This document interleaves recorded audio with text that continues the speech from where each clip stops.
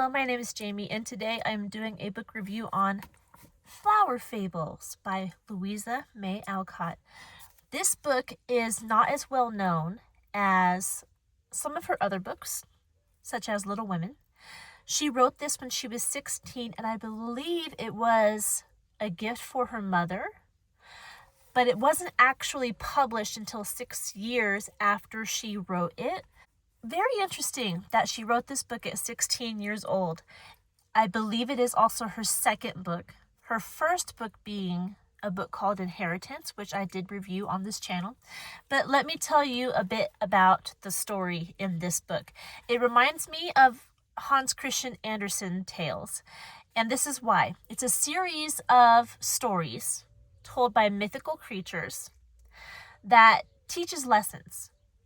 So the stories in this book, I can't remember how many there are.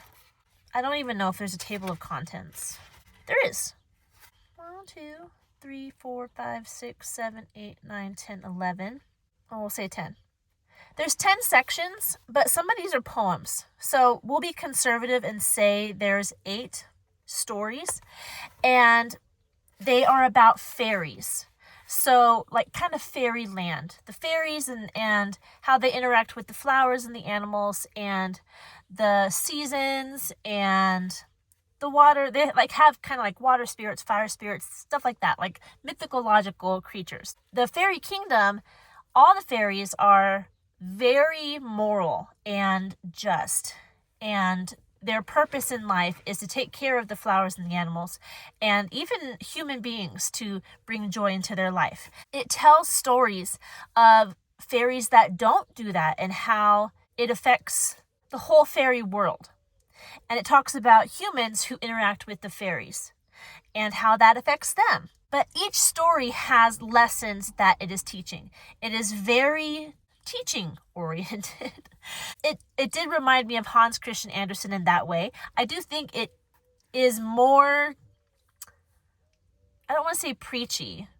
It's not a Christian book, but there are so many lessons within the stories, more so than Hans Christian Andersen, because not every Hans Christian Andersen story has a moral. Sometimes it'll be like a little nugget of wisdom. But these stories have teachings throughout the entire story. You can kind of tell that this is an earlier work by Louisa May Alcott because it doesn't have the same style that she writes with in later novels. You can tell this also with her previous book, The Inheritance. They're good stories with good lessons, but they're not the type of author that Louisa May Alcott is going to be as we see her in Little Women.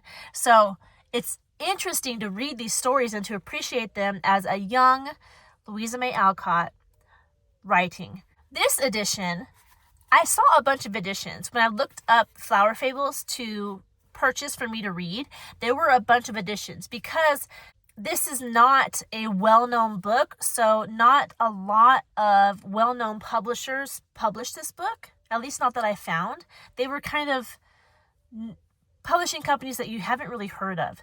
And I bought this one because I like the cover. I like the cover a lot. I think it is beautifully done.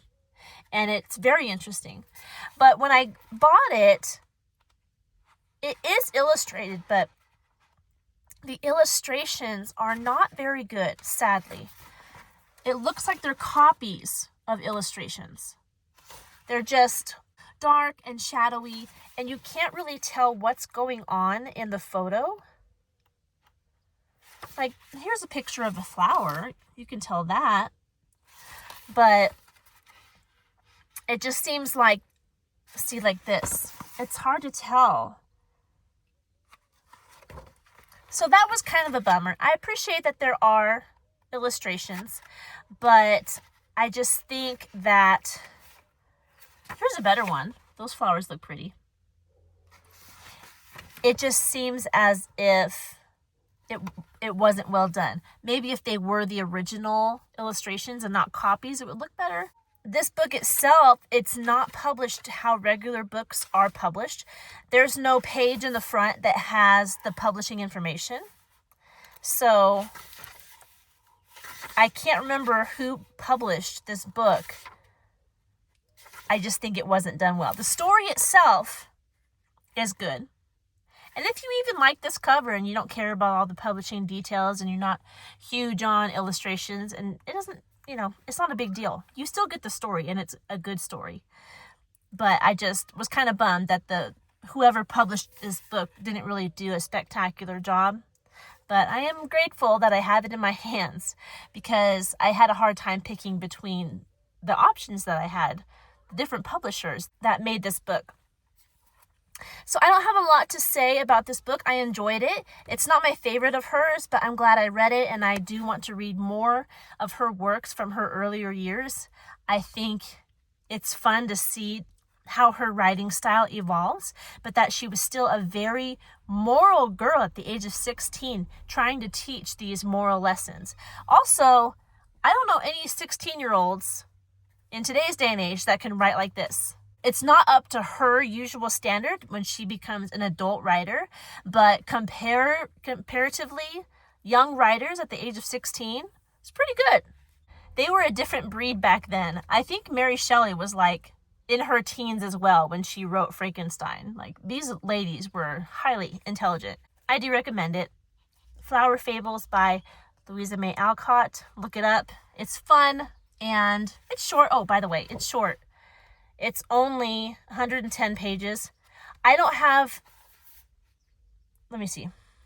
It just says she published it, well, she wrote it at 16 and it wasn't published for 6 years. So around the 1860s, it doesn't have a definite date on here. There's information about her on the back, and there's also information about her at the front of the book before the stories start. There you go. Another good one by Louisa May Alcott. I'm excited to read more from her. She always does a good job. And that's all I have for you today. I hope you're doing well. If you have any questions about this book, leave them down in the comment section below. And if you want to see more content like this, don't forget to like this video, subscribe to this channel, and I will see you in our next one. Goodbye.